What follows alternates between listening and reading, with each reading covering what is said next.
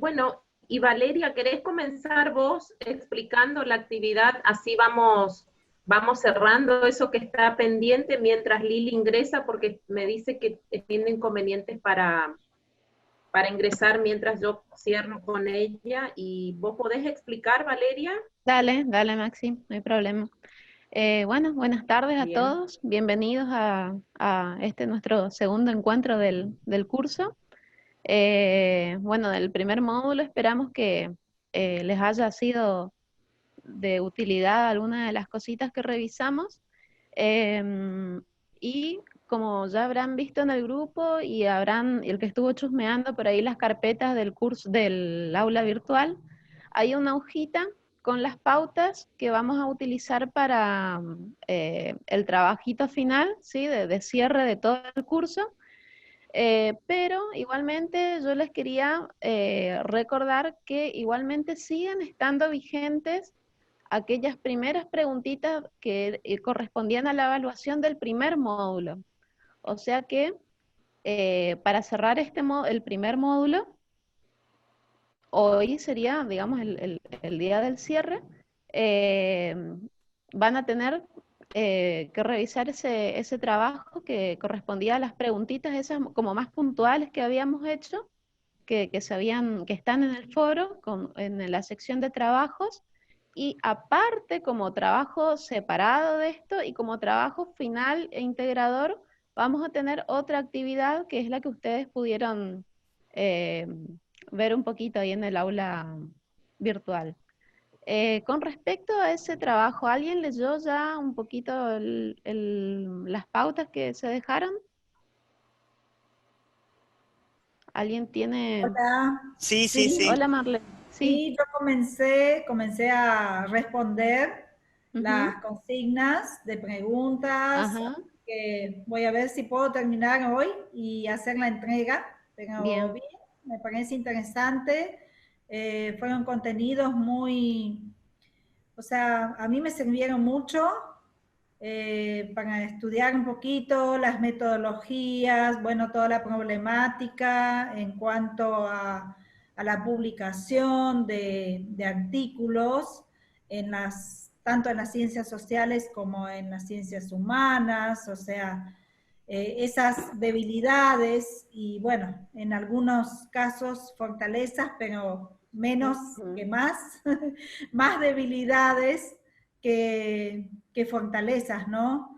De falta de criterios de uniformidad, en metodologías, bueno, hice lecturas de bibliografía y interesante, muy buen aporte de bibliografía, me gustó, así que pude conocer más toda esa problemática, ¿no? De publicar, más allá de las publicaciones que se hacen en base de datos de acceso abierto, como Redalyc, Latindex, bueno, esa falta de indexación base de datos realmente de acceso abierto, que es lo que nos pasa a nosotros en las universidades nacionales, sobre todo los docentes, con sus trabajos y sus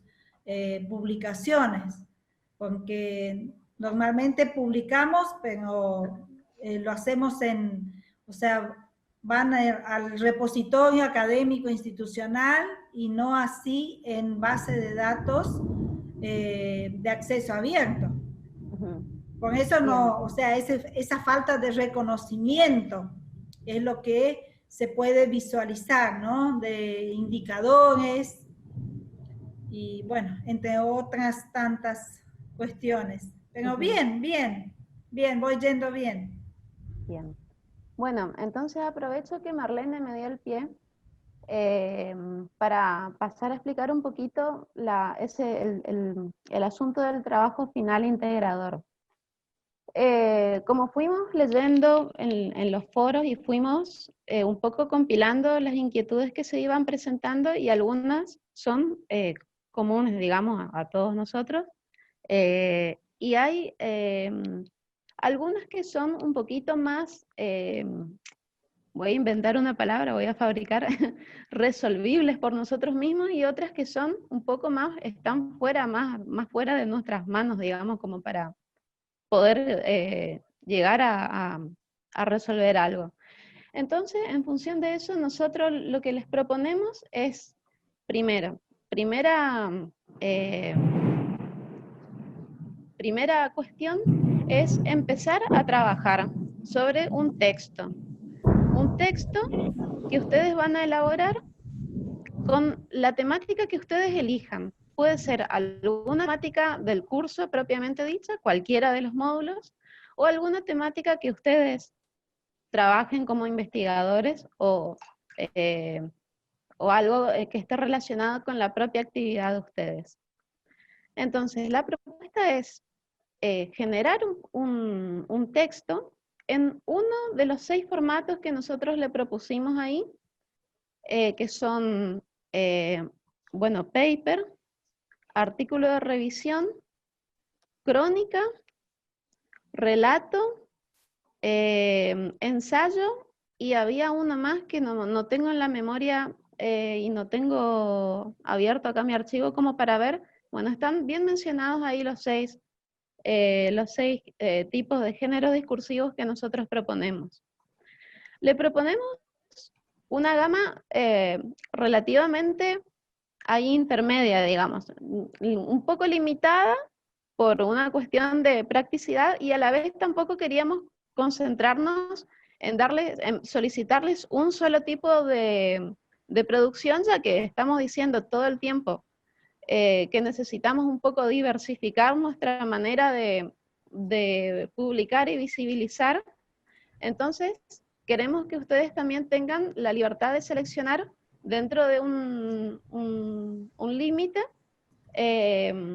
aquel tipo de género discursivo que quieran, que les resulte, que sea más cómodo, que les genere más confianza, etc.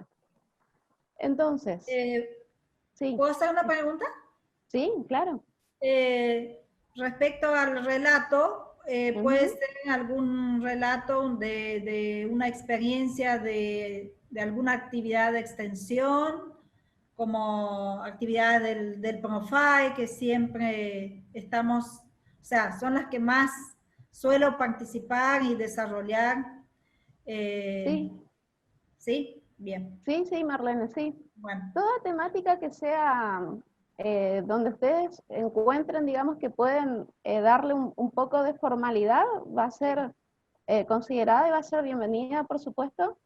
Y les proponemos un límite de 7 páginas por una cuestión también de practicidad, de corrección, etc. Vamos a tener en cuenta la cuestión que está escrito también, pero recalco, de que el que, por ejemplo, elija artículo de revisión, sabemos que siempre el artículo de revisión es un texto extremadamente largo, que siempre tiene entre 20, 30, 40 páginas, o sea que no se va a considerar la extensión del trabajo, sino que se adecúe al formato artículo de revisión. Bien, dicho eso, lo otro que quedaba por decir entonces es, perdón, se me fue la idea. Bueno, sobre la extensión ya hablé. Y, una vez que ustedes van a ingresar ahora en el segundo módulo, lo que nosotros queremos es que ustedes estén atentos a la siguiente cuestión. Cuando ustedes inicien su trabajo, que lo mejor sería que ustedes ya le pudieran ir empezando a dar un poquito de forma, a volcar algunas ideas. Entonces, siempre que lo hagan, que la redacción inicie en su cabeza, en su propia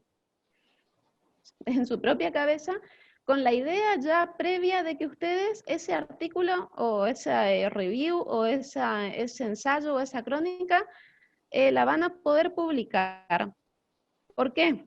Porque primero, queremos que de esto surja un producto que ustedes efectivamente lo puedan publicar, sea donde sea en la revista que ustedes elijan, o si deciden no hacerlo, digamos, también está bien, pero la idea es que el producto de acá sea algo, digamos, que es práctico, digamos, que sea un producto que se pueda volcar a la actividad de ustedes. Entonces, la redacción... Sí, que tenga las características de una publicación científica. Que tenga las características de una publicación científica y que ustedes vayan pensando en lo siguiente. Primero, ¿dónde yo podría publicar eso? ¿Qué es lo que yo necesito que tenga ese escrito para que esté después indexado, que después me pueda entrar en una base de datos, que después pueda entrar en una revista? Entonces, con eso ya en mente, ustedes van iniciando ese proceso de escritura y en la medida que se van adentrando en el módulo 2, le van afinando, digamos, la puntería como para que el artículo se adecue a todos los requerimientos o a todas las pautas que va a requerir la indexación, la entrada en base de datos, en una base de datos abierta, etc. Entonces, que vayan teniendo en cuenta esas cuestiones que van a ir desarrollando durante el módulo 2. Bueno, Valeria, sí. Vamos a dejar paso al módulo 2 porque es bastante denso. Digamos que perdimos mucho tiempo, yo entre ellas tardé mucho en ingresar también porque tenía problemas acá con la luz y todo esto. Y bueno, le vamos a robar mucho tiempo a Máxima y Julio que tienen que entrar con el 2. En todo caso, después hacemos una grabación exclusiva dedicada a ese trabajo final, ¿te parece? Sí, perfecto, no hay problema. Bueno, igual lo relevante, lo importante está dicho ya. Sí, creo que quedó. Bueno. Perfecto, gracias. Bueno, vamos entonces ahora con el módulo 2 de Máxima y Julio, nuestros maestrandos, en quienes nosotros confiamos mucho, porque los conocemos y sabemos que trabajan muy bien. Así que les damos el espacio para que empiecen con el módulo 2, ¿puede ser? Hola Lili, hola a todos, ¿cómo están? Vamos a dar entonces con el inicio del módulo 2. Yo voy a tratar de compartir la pantalla. Vamos a ver.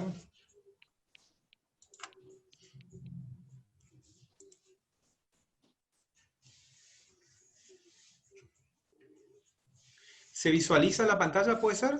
Sí, perfecto. ¿Se puede ver? Perfectamente. Bueno, como ya les habíamos anticipado, nosotros con Máxima lo que vamos a hacer ahora es comentarles acerca de las revistas científicas, que es un tema dentro de este curso denominado La visibilidad de las producciones científicas en ciencias sociales y humanidades.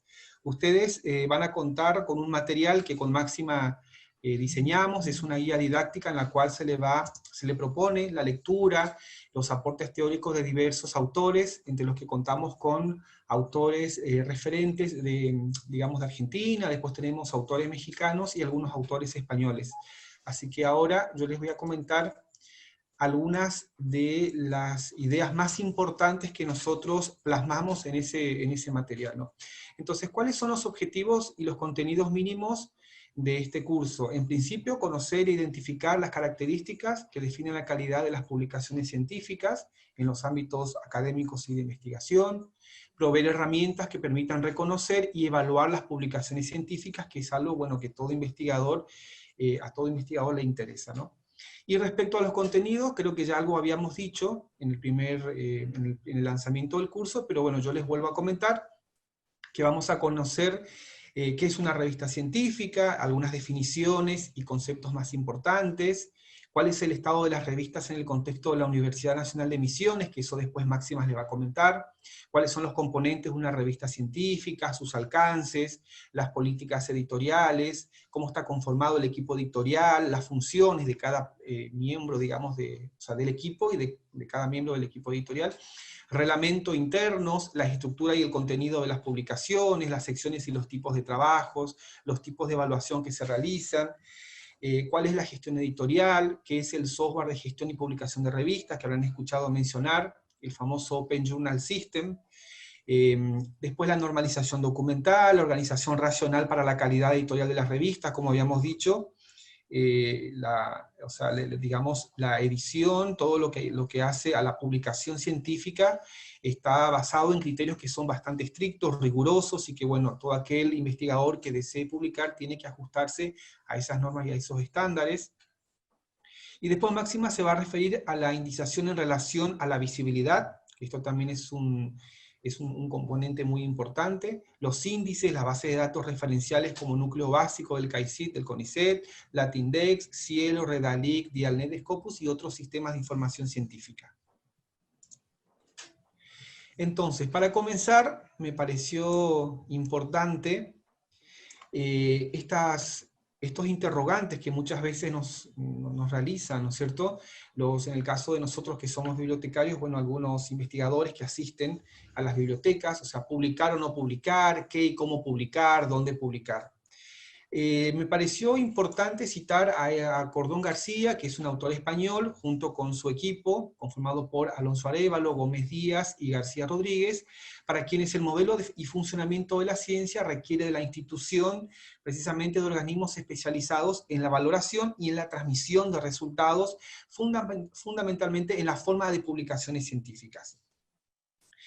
Una autora, Rosa Monfasani, que es una referente de nuestro país, denomina a este proceso gestión del conocimiento, ¿no? Porque dice que la gestión del conocimiento es el proceso de comunicar los resultados y difundir lo nuevo, los progresos y los avances de una ciencia determinada, ¿no? Siempre asociado a las investigaciones y a esto de alimentar, digamos, el corpus teórico de los distintos campos disciplinares. Y la información es un fenómeno de carácter cíclico, como vamos a ver más adelante, en donde el investigador produce la información para iniciar su trabajo, que luego va a dar origen a nuevas informaciones y van a entrar en ese ciclo de transferencia que aparece acá. Es decir, la idea de investigación surge dentro de los equipos de investigación, puede surgir dentro de un laboratorio, o en el cursado de algún seminario, o en el marco de una carrera de posgrado, ¿no? Ahí es donde surge esa idea, esa inquietud por algún tema de investigación, surge la idea de investigación. Pero en realidad eso no tiene que quedar ahí, sino que hay que comunicar justamente el resultado de las investigaciones. Por eso dice que, ¿por qué es tan importante la comunicación de los resultados de investigación? Bueno, en principio porque la ciencia que no se comunica no existe. Esto nos dicen los autores y hacen mucho énfasis en esto. Además, porque se asegura, a partir de la comunicación científica, la continuación generacional en la creación de conocimiento.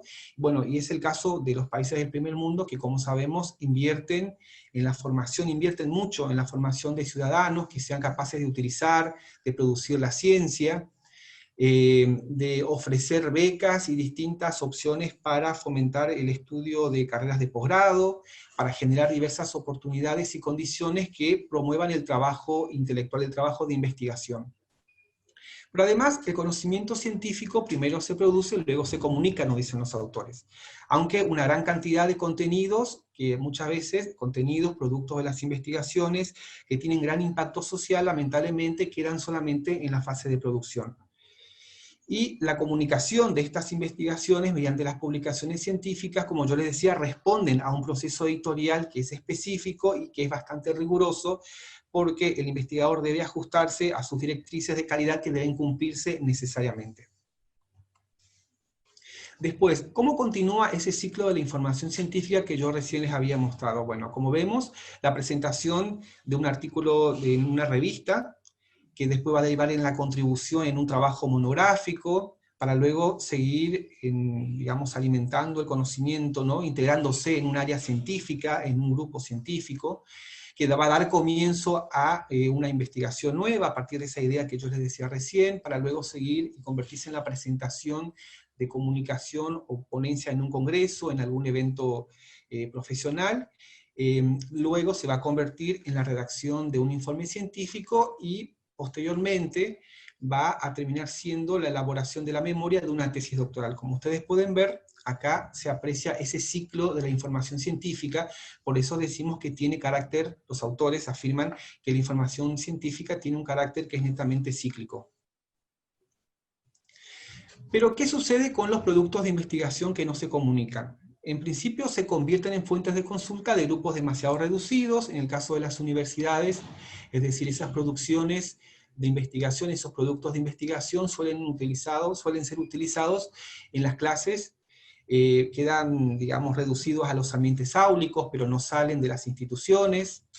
En algunos casos no son puestos a disposición de la sociedad en general, es decir, el resto de la comunidad científica, la comunidad académica no conoce esos productos de la investigación porque no se divulgan, no logran ser reconocidos en las comunidades científicas, y también suelen quedar archivados en las organizaciones informativas, es decir, en las bibliotecas, en los centros de información.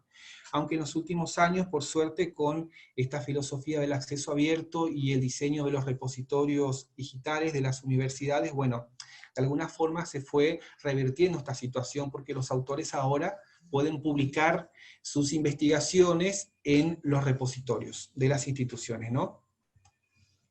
Sin embargo, los autores reiteran que la divulgación y la comunicación de la ciencia sigue siendo algo elitista. En el imaginario colectivo, la gente cree que la información científica solamente está, digamos, tiene que ver con un sector específico de la sociedad, ¿no? Pero la información que surge en un contexto determinado tiene la intención de que sea conocida por la comunidad científica y la sociedad en general, o sea, no debe quedarse en un grupo restringido. Para cada nivel de este proceso de transferencia existen fuentes encargadas de controlarlas, como vamos a ver más adelante. Estas fuentes también permiten identificarlas para hacerlas más fácilmente accesibles y reconocibles por la comunidad en general. Además, los desarrollos alcanzados, los trabajos de investigación, las creaciones intelectuales que resultan de las investigaciones pueden ser dados a conocer bajo diferentes formas de publicaciones, impresas o digitales, aunque en los últimos años hay una fuerte, digamos, sí, hay una más elección por lo que sea contenido en formato electrónico o digital. Y bueno, es importante distinguir cómo se va a tratar ese producto a presentar, cuál va a ser la estructura de ese producto, ya sea que se trate de un artículo científico, de una tesis de posgrado o un escrito monográfico, por ejemplo. Acá vemos un gráfico en el cual se muestra el proceso de creación y transferencia de la información científica. Nosotros recién veíamos cuál era el ciclo de esa información científica. Bueno, en este caso, cómo los productos de investigación se socializan en determinados ámbitos, como son los encuentros profesionales, a través de un ensayo, por ejemplo, las comunicaciones en los congresos, puede ser también la socialización de una tesis doctoral, la redacción de artículos científicos, la elaboración de monografías científicas o libros de texto en general, y también desde que las tecnologías de la información y comunicación comenzaron a meterse en los espacios académicos y de investigación, también a través de las páginas web, de las redes sociales y de los blogs. Acá, por ejemplo, tenemos la página del equipo de trabajo Ciencias NEA, en donde donde se socializa, se difunde las actividades que el equipo de trabajo viene realizando, información sobre las publicaciones, sobre los cursos de posgrado que se vinieron realizando ya hace un par de años. Yo les dejé el enlace para que ustedes después puedan acceder y puedan visitar el sitio con detenimiento.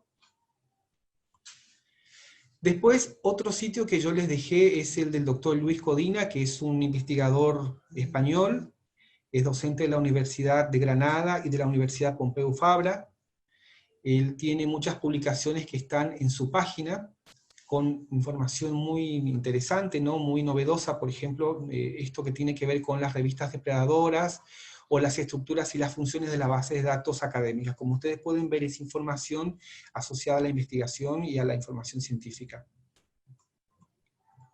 Ahora, ¿qué pasa con la visibilidad? Los autores dicen que el simple hecho de publicar no garantiza la visibilidad de un trabajo para obtener ese reconocimiento que todo investigador necesita, no requiere, como es el caso de las menciones y de las citas. También nos dicen que las publicaciones invisibles son las que terminan en los depósitos de algunas editoriales que están llenos de obras que nunca fueron leídas ni citadas. Como Máxima les va a mostrar más adelante, estas publicaciones invisibles son las que no están indexadas en estos sistemas de información científica que tienen impacto a nivel internacional. Además, los niveles de visibilidad están condicionados por situaciones de partida del autor, es decir, si el autor es más o menos conocido, la revista, si posee mayor o menor índice de impacto, o también factores que tienen que ver con la editorial, ¿no? Si la importancia que tiene la editorial y la transferencia de capital simbólico al autor.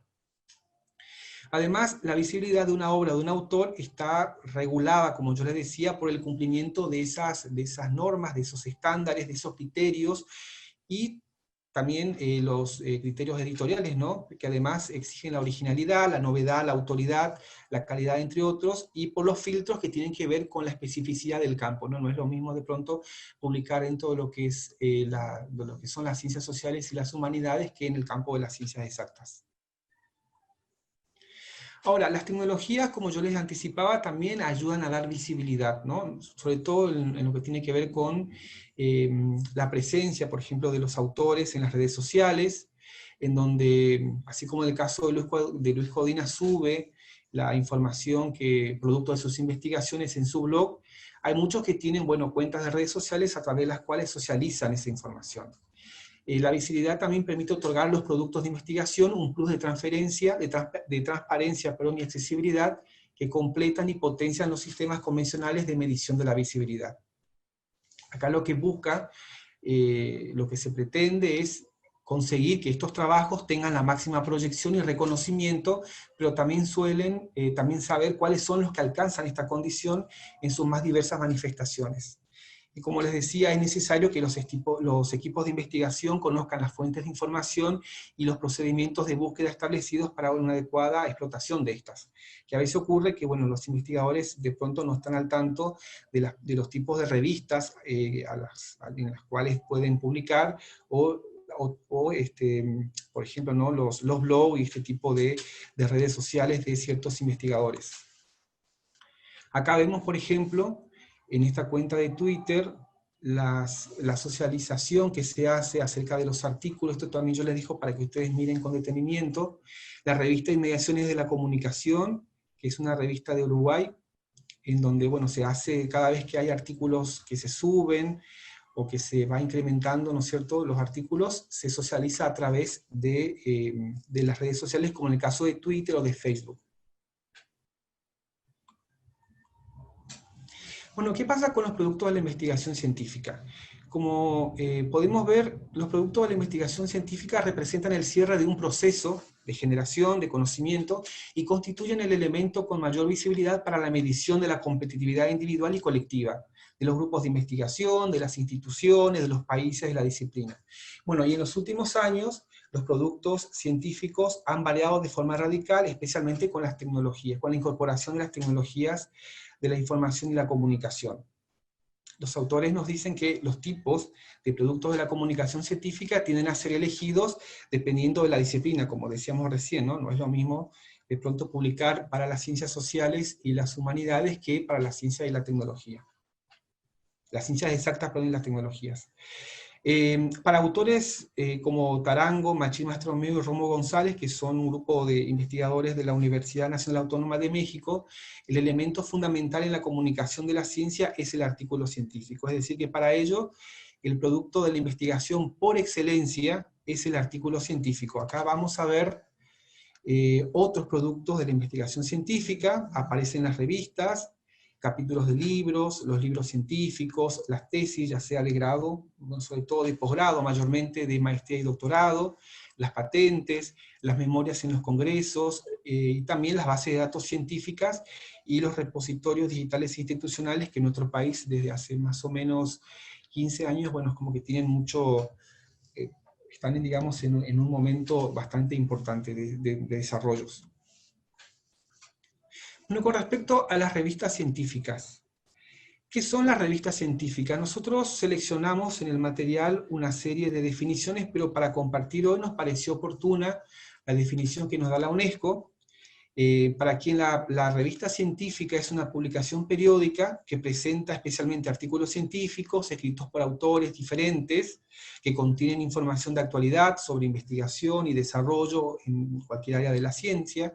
Y las revistas tienen un nombre distintivo. Dice que se publican a intervalos regulares, por lo general varias veces al año, y cada entrega está numerada o fechada consecutivamente. Además, otra característica es que su componente básico, el artículo científico, es un escrito que está publicado en prosa y representa una contribución al progreso de la ciencia.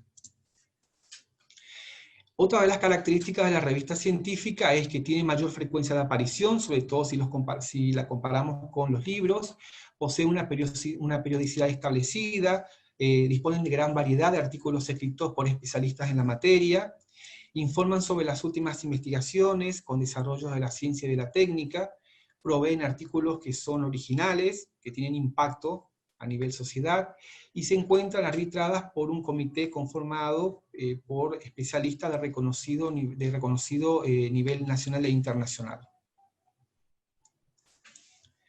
Otra de las características es que tienen sentido en la medida en que aquello que publican incide positivamente en la evolución del saber, es decir, que se difunda, que sea creíble y que obtenga un mayor impacto.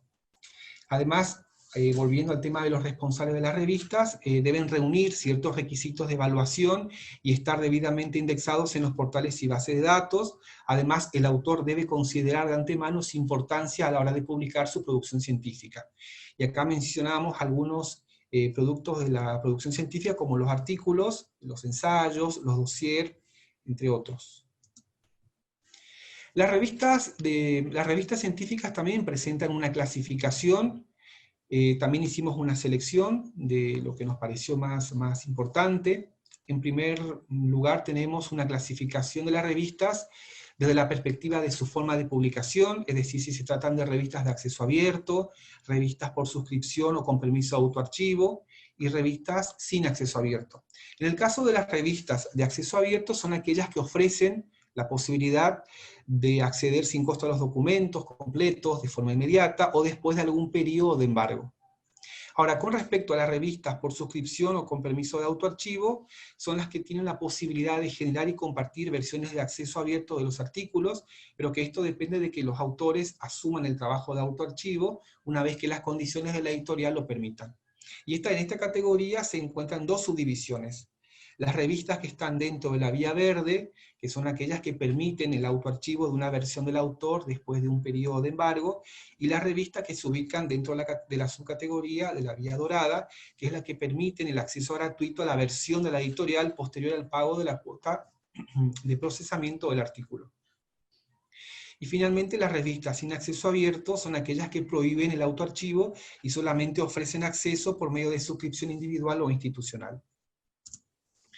Después, otra clasificación que nos pareció importante es la clasificación de la UNESCO, que establece una diferencia de acuerdo al tipo de contribución. Organiza esta clasificación en 4 tipos. En primer lugar, las revistas de información, que son las que dan a conocer los programas científicos, técnicos, educativos, económicos, e informan sobre eventos o personas en forma general y con artículos breves. En segundo lugar, menciona las revistas primarias o de investigación y desarrollo, que son las que publican los resultados de investigación y los avances de las distintas ramas de la ciencia. Después tenemos las revistas secundarias o de resúmenes, que son las que recogen el contenido de las revistas primarias con índices o resúmenes. Y finalmente, las revistas de progresos científicos o tecnológicos, que son publicaciones conocidas por revistas terciarias, que publican informes resumidos de los principales programas de las investigaciones. Otra clasificación interesante es la que nos da Monfasani y que establece la diferencia a partir de los niveles según el tipo de institución. Por ejemplo, tenemos revistas de primer nivel, que son las editadas y publicadas por sociedades o asociaciones científicas que tienen amplio reconocimiento internacional. Estas revistas de primer nivel están subvencionadas con la cuota de los asociados y los costos de suscripción son más bajos y posibilitan una mayor presencia. Después tenemos las revistas de segundo nivel, que están editadas y publicadas y comercializadas por grandes compañías, compañías internacionales, y respaldadas por compañías comerciales. Los costos de suscripción, a diferencia de las revistas de primer nivel, son altos y su circulación es menor. Y por último tenemos las revistas de tercer nivel, que están editadas y publicadas por universidades, museos, hospitales, entre otras instituciones, y estas publicaciones tienen la particularidad de que dependen de los presupuestos de estas instituciones, y por lo tanto, bueno, de los cambios de autoridades y estas circunstancias que por ahí complican un poco los procesos editoriales, por lo que, bueno, afecta la publicación, la distribución y la difusión. Otra clasificación es la que nos presenta el grupo de Javier Tarango. Ellos establecen una diferencia según los niveles de calidad, visibilidad e impacto.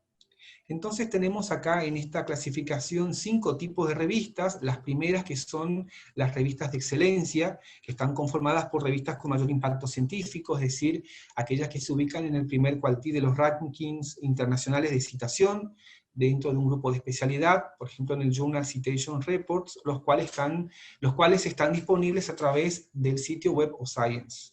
Después tenemos revistas categoría A, que son publicaciones que están dentro de un grupo integrado por revistas científicas de mayor nivel y prestigio, de carácter internacional, especialmente aquellas que están incluidas en las bases de datos científicas y Web of Science, dentro de los cuartiles de 2 a 4. En tercer lugar tenemos las revistas categoría B, que son revistas científicas de calidad que no alcanzan, según dicen los autores, el nivel suficiente de internacionalización, aunque ofrecen estándares de publicación y cierto grado de citación. No están indizadas en Web of Science, pero sí en otros sistemas de información científica reconocidos, como puede ser Scopus o CIMAGO. Después tenemos las revistas del cuarto grupo, que están dentro de la categoría C, que son revistas consideradas de segundo orden, que son poco citadas, pueden ser revistas internacionales de menor relevancia y suelen aparecer en las listas generales de distribución de sistemas de información científica como Latindex o Redalic, y aparecer también en repertorios agregadores e indizadores de múltiples editoriales como Expo, por ejemplo. Y finalmente, las revistas categoría D, que son las publicaciones que no están incluidas en las categorías anteriores, que poseen un dudoso estatus científico y que no aparecen en ninguna lista de distribución ni en base de datos científicas de mediano o alto reconocimiento científico.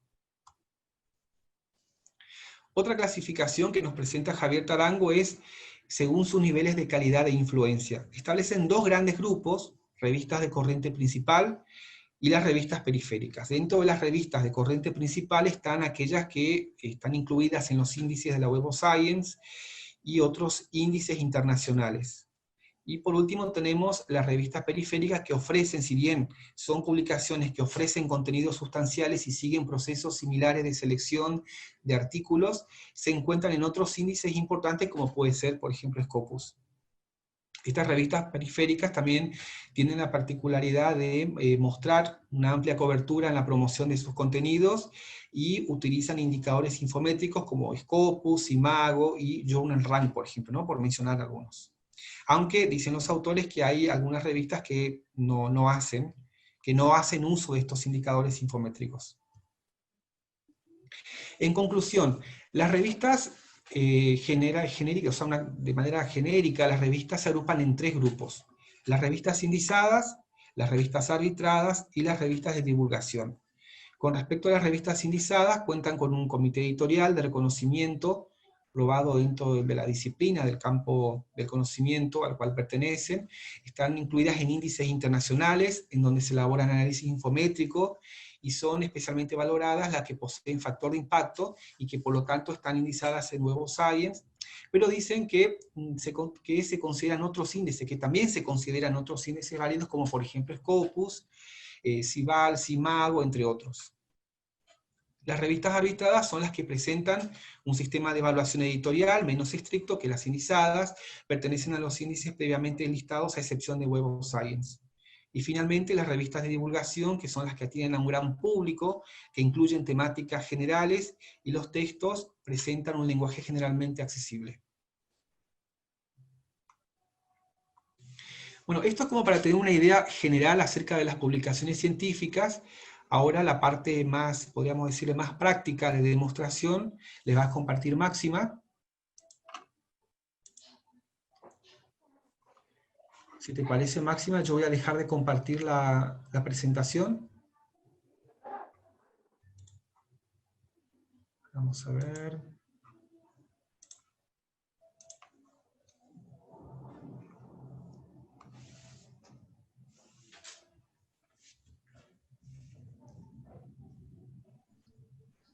¿Sí? ¿Ahí estás? Bueno.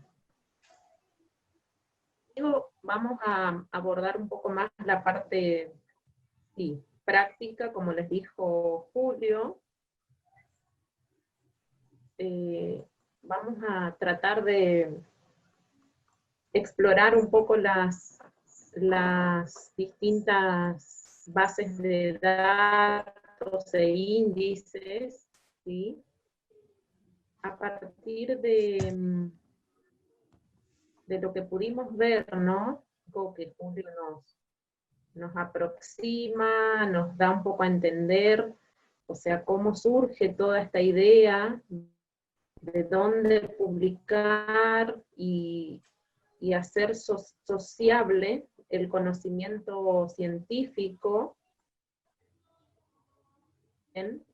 y la tipología, que eso después ustedes van a ver volcado en la elaboración del trabajo final, de este trabajo práctico 1, tal como les explicó Valeria.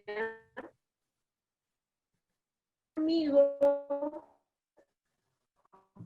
vamos a ver primero qué pasa en la Universidad Nacional de Misiones con las revistas. 6 facultades y 2 escuelas, ¿sí?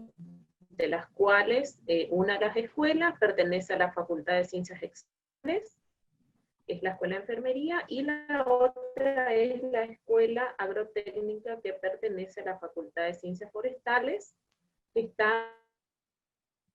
Todo esto solamente es una síntesis gráfica, la explicación descriptiva está en la guía didáctica,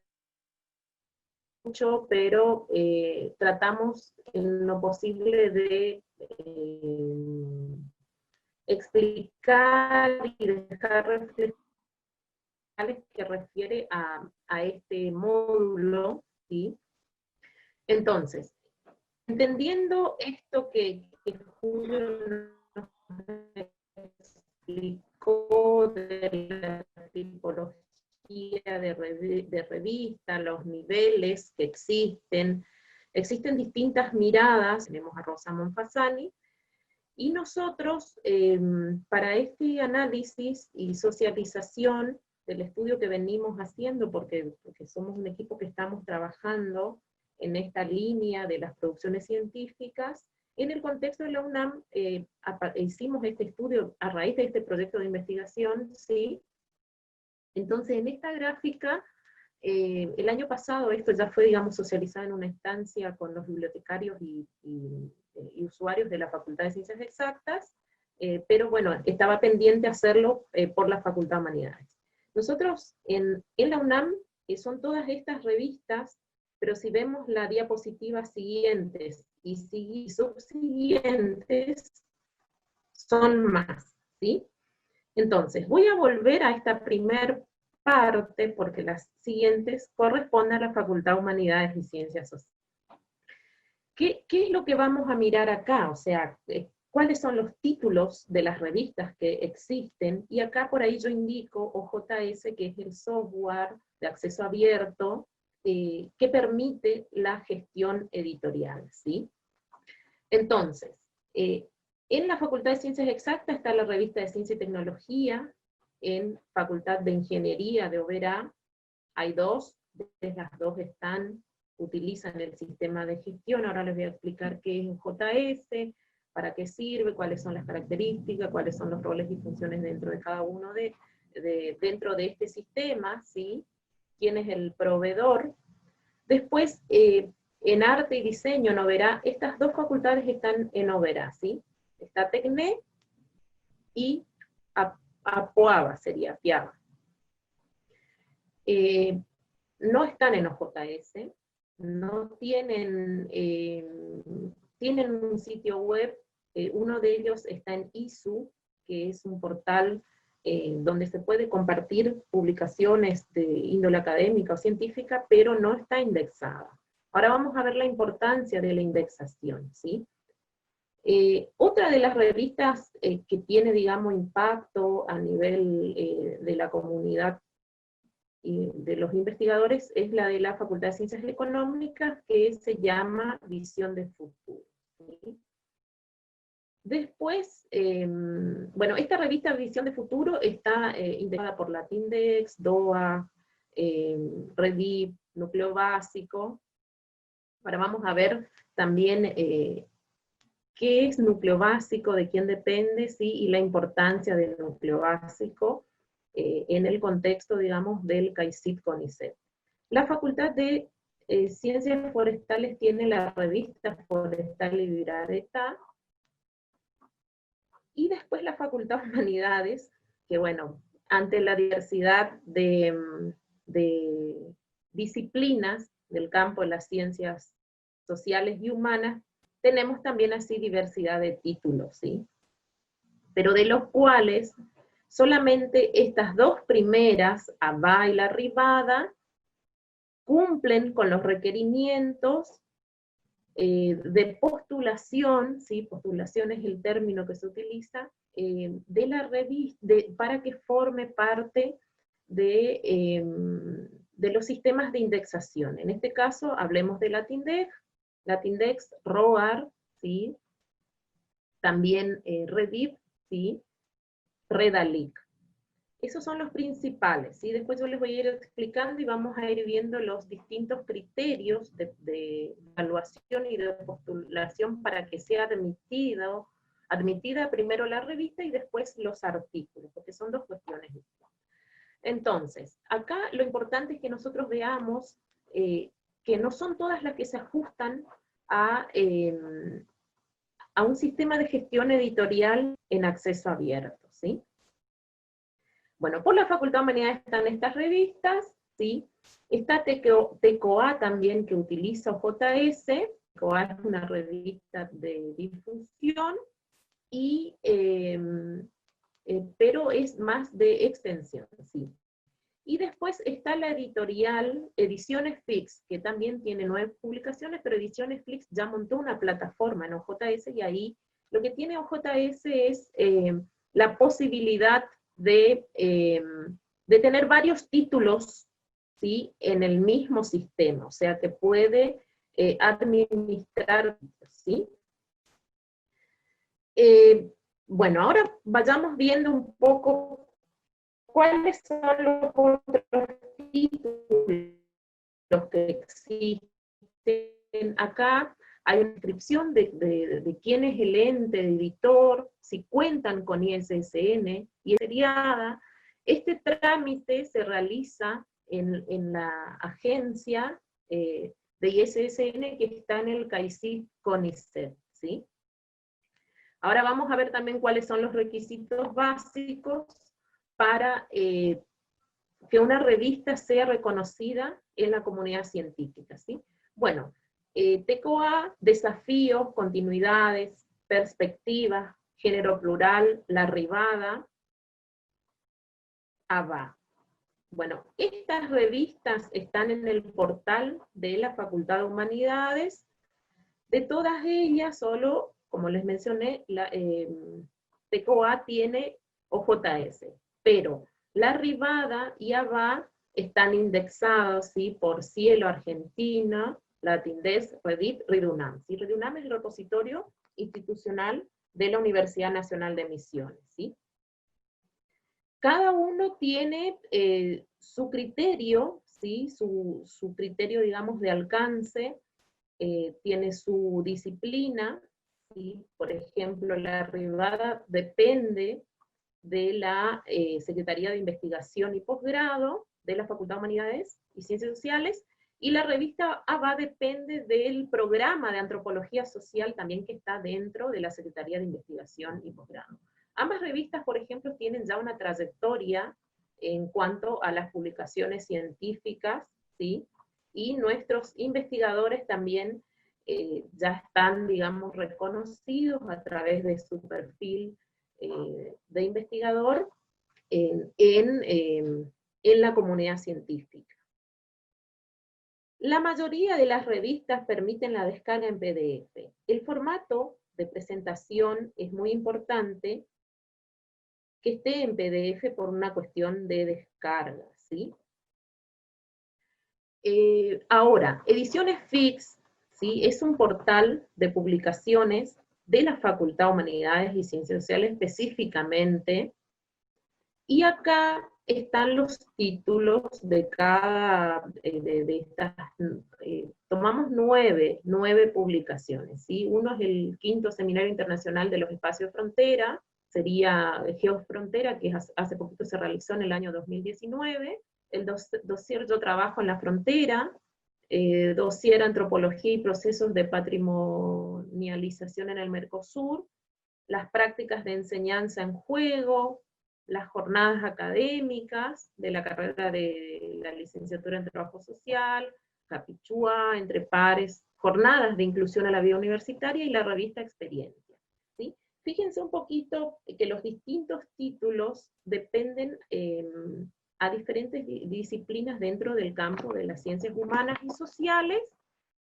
¿Esto qué quiere decir? Que algunas de ellas, o sea, que todas están dentro de OJS, pero si entramos a este link que les dejo acá, después ustedes van a poder hacer como sus observaciones de que si reúne o no reúne los requisitos fundamentales, ¿sí? para que sean reconocidas como revistas científicas. En estos momentos, como les decía Julio, que dentro del nivel, digamos, de rigurosidad, el hecho de que esté en OJS no quiere decir que sean revistas de carácter científico y que sean reconocidos o que tengan una calidad editorial. El hecho de que pasen por un circuito editorial no quiere decir que sean, digamos, de índole científica, ¿sí?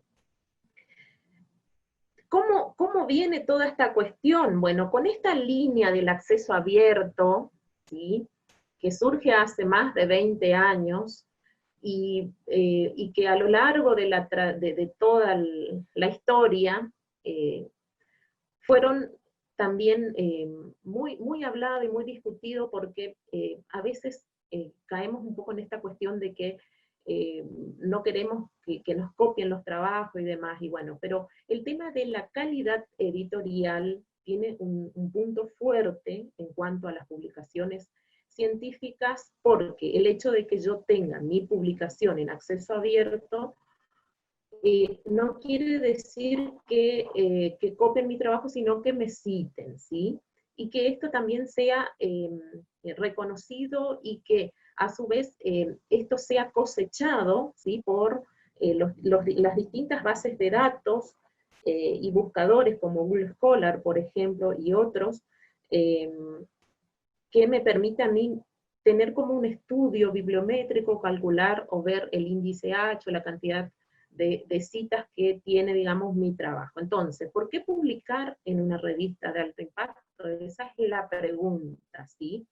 Entonces, a partir de ahora, ¿qué es lo que yo tengo que considerar en una revista científica? Si estamos hablando, focalizando nuestra atención en las revistas científicas, ¿sí? Existen toda una gama o una clasificación de revistas que ya Julio les mencionó, pero yo me voy a centrar justamente en las revistas científicas. Si bien es importante tener este sustento teórico, entonces, nosotros, ¿qué es lo que vamos a tener primero que gestionar? O sea, tenemos que hacer el trámite de SSN. ¿Dónde lo voy a hacer? Eso ante el CAICIT CONICET, acá en Argentina, ¿sí? Nos comunicamos ahí, entramos al sitio, ¿sí? Y nos comunicamos con la agencia y SSN, ¿sí? Definir los criterios y alcance. El sistema de gestión editorial o JS nos requiere como uno de los puntos fundamentales que nosotros tengamos en cuenta cuáles son los criterios de nuestra publicación, la originalidad de la publicación, a quiénes está destinado, cuál es la temática, que más abajo voy mencionando, que esté, digamos, que responda a esta filosofía del acceso abierto. Las editoriales, por ejemplo, la institución editora se tiene que ajustar a ciertas políticas de acceso abierto, que a nivel internacional existe una asociación que después vamos a ver también, ¿sí? Tiene que conformar un staff editorial, tener un comité de expertos para que realice esta evaluación, ¿sí? La evaluación o el arbitraje o evaluación de pares, ¿sí? Y eso, digamos, tenerlo visible en el sitio de la revista, ¿sí? Contar con una URL institucional es fundamental, de que sea institucional y que no sea un host o una URL comercial, ¿sí? Tiene que ser .org.edu, por lo general, ¿sí? .gov. Bueno, nuestros destinatarios, ¿sí? ¿Quiénes son nuestros destinatarios de la publicación, ¿sí? O los autores, ¿quiénes son los que van a publicar? Y por lo general, el perfil va a ser específicamente una persona que se dedique o que esté dentro del ámbito de la investigación que quiera comunicar algún ensayo de alguna tesis, hacer algún artículo de algún trabajo de investigación, publicar en un dossier, si el dossier es una sección de la revista. Ahora vamos a ver después, vamos a entrar a ver alguna de las revistas. El dossier es una sección donde trata de una temática en particular, o de una disciplina, y bueno, y varios autores escriben sobre ese tema, ¿sí? Bueno, después, otra de las cuestiones, bueno, y la originalidad de las publicaciones. Eso es el requisito fundamental. O sea que todo lo que está volcado en el escrito tiene que ser idea original del autor. Y después también otra de las normativas fundamentales es que los autores no excedan de 3, ¿sí? Porque por el tema del impacto, sobre todo, y de las citaciones, ¿sí? Porque después cuando vayamos a ver esta cuestión del perfil del investigador, o por ejemplo, cuando tengamos que hacer algún estudio bibliométrico, este índice de autoría o coautoría a veces cosecha, digamos, o se visibiliza únicamente hasta 3 autores, ¿sí? Eso por ahí ya está, digamos, explícito en las políticas de edición para las publicaciones, ¿sí? Bueno, lograr estar indexado es responder a todo este circuito, ¿sí? Indexados por dónde, por quiénes, ¿sí? Primero tenemos que comunicarnos con el CAICID, ¿sí? Después tenemos que, bueno, integrar núcleo básico, formar parte de esta base de datos, ¿sí? Que tiene el CONICET, estar indexados en Latindex, ¿sí? Latindex tiene un catálogo y un directorio, ahora vamos a ver, ¿sí? Que es de América Latina, el Caribe y España. Bueno, acá integrar bases de datos, ¿sí? De alcance regional e internacional, y ahí les decía, o sea, integrar Redalí, Amelica, ahora que hicieron como un consorcio. Amelica también es otra base de datos, ¿sí? Que también tiene ese mismo fin, trabajar exclusivamente con los artículos y publicaciones científicas. Gestionar el DOI. El DOI es un identificador del objeto digital, que es lo que sería como el indicador persistente. Eso también vamos ahora a conversar sobre eso. Y otro de los aspectos es sensibilizar a los autores e investigadores. O sea, ¿qué quiere decir eso? Que el responsable editorial, una vez que logra formar parte y ser reconocido en la institución y ser el ente editor, obviamente que, por ejemplo, si una revista pertenece a una universidad, hay todas cuestiones previas, ¿sí? protocolares y normativas y demás, que pasa por un consejo directivo, por un consejo consultivo, ¿sí?